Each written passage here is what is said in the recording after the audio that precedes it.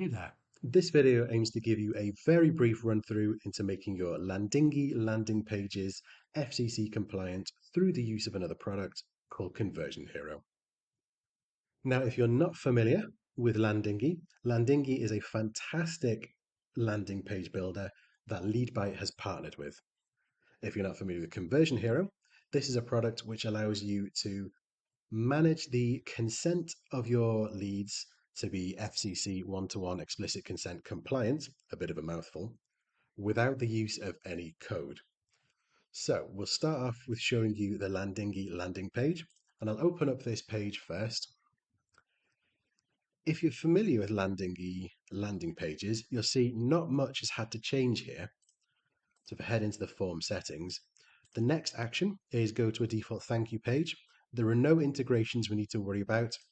And the only thing to bear in mind is the name attribute needs to be in the LeadByte campaign format. So town and city is a LeadByte standard field, and we need to keep it in this format. As when we hit submit on our Landingi page, we're redirected to Conversion Hero. Conversion Hero does a quick check on your LeadByte campaign, returns any buyers that would be applicable. Your lead then submits their consent, so they choose which buyers they want to be chosen by, and then we submit all the information, including the consent, through to LeadByte. So the part which makes that possible is the JavaScript code that Landingi support have provided us. Wait for this to load.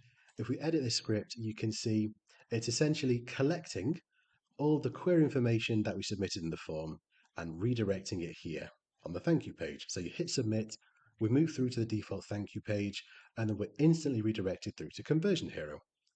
At this point, I feel it's best just to show you how it works. So here is my default form. It's just a standard loan form that I've stolen from Landingi. So I am Sam Fletcher. I am sf@email.com. And we're going to use Chester.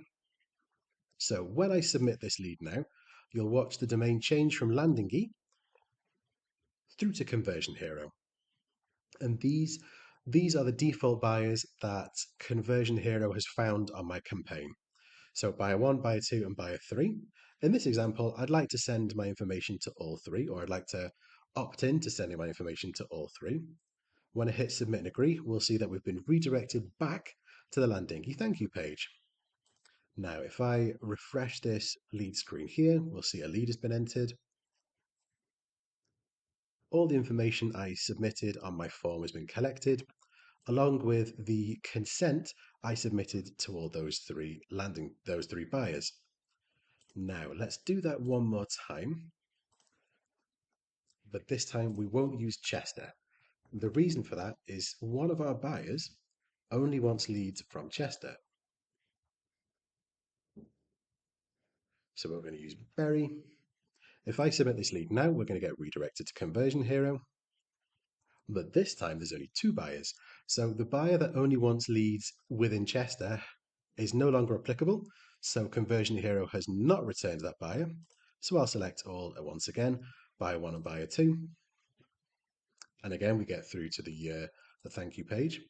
If I refresh this lead page one more time, we're expecting this one not to be buyer 3, which it's not.